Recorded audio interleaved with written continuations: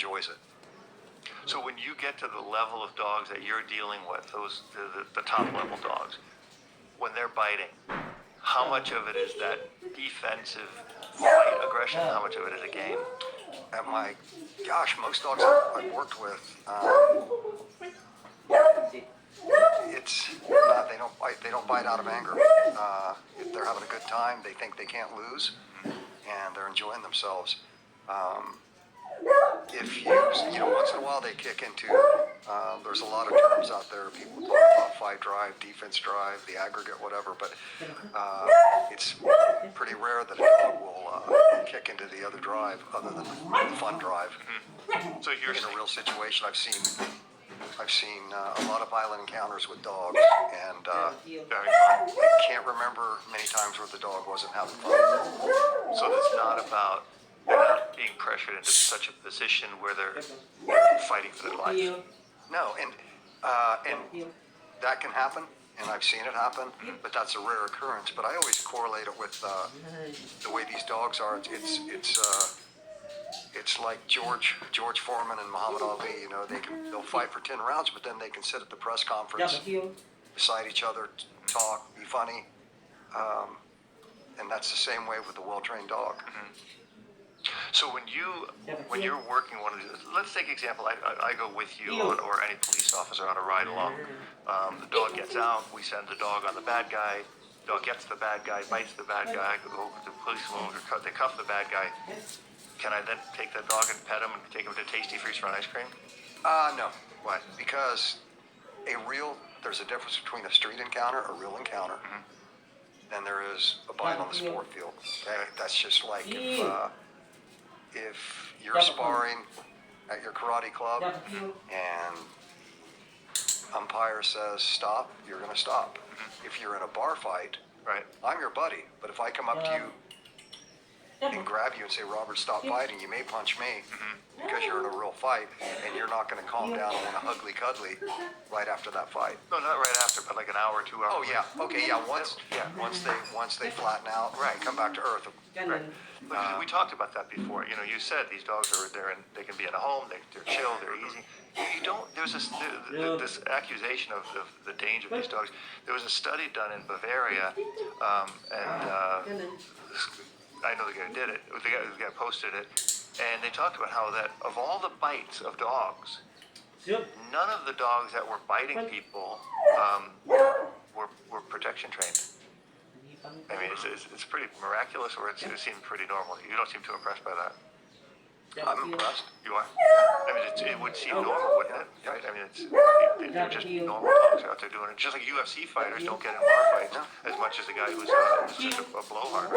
I was a policeman for 21 years. One of the things we would have to do is whenever there was a dog bite, a citizen's dog bites somebody, and somebody goes to the hospital, policeman has to come to the hospital and take the report. Never, in hundreds of these reports, never was it a trained protection dog. It was an untrained dog. I mean, I just have such an issue because I think this, again, I mean, I talk about the positive only movement. I think it's such a destructive movement because it started out, and, for the most part, Europe really kind of went along with this. Europe went along with, oh yeah, we'll get rid of the prong collar, we'll get rid of the e-collar, we'll get rid of the, now they're trying to get rid of Schutzen, and they're trying to get rid of Mondio Ring. They don't want anything like that. My friend Alan said, he goes, is this a hill you want to die on? And I said, I do. Yeah. I want to die on this hill because when you start limiting the trainers, and there's a lot of trainers in Europe who are some of the best trainers in the world, and they're having to say, I'm not saying they do or don't, I don't know. I really don't know because I haven't been to Germany and haven't trained with them. And if I did, I still wouldn't go one way or the other. I don't sell people out. If people abuse dogs, I'm the first one. I'll call them out and I'll call them out on both sides.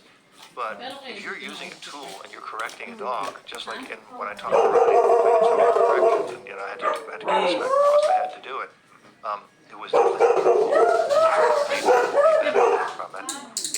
I mean, everybody's capitulating to all these little PC movements, which are really everything. Why don't we just stop children's soccer? Because the children are running, and it's painful when you run for an hour of practice. That's why you make it. Shin splints kicked. let's not stop that.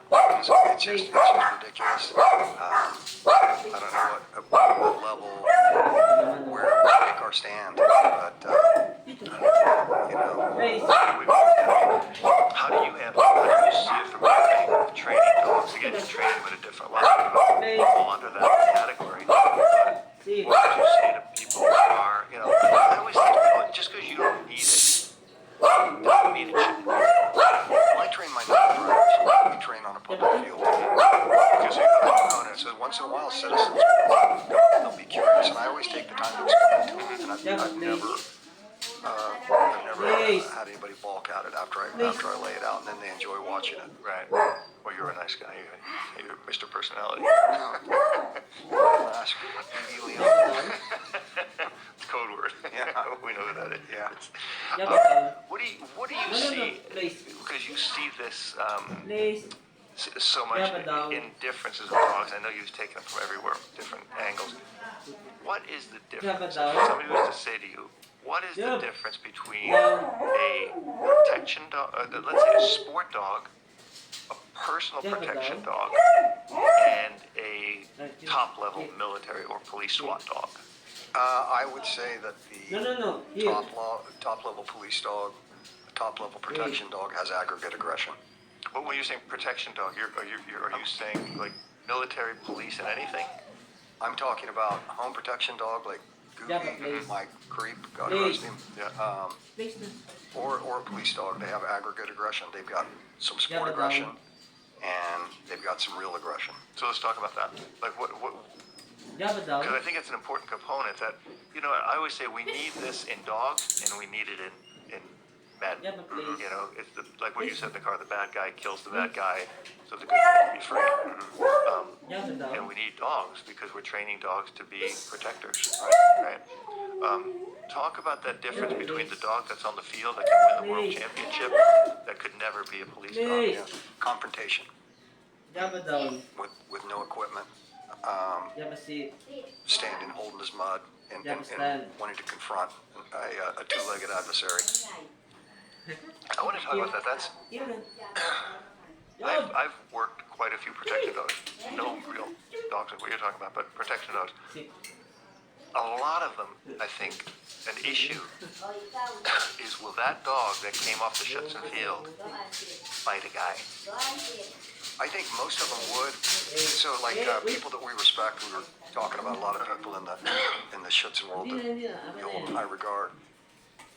They may not have dogs that would be police dogs at that moment, right? But these guys, there's plenty of trainers out there that would be fully capable of making those dogs, or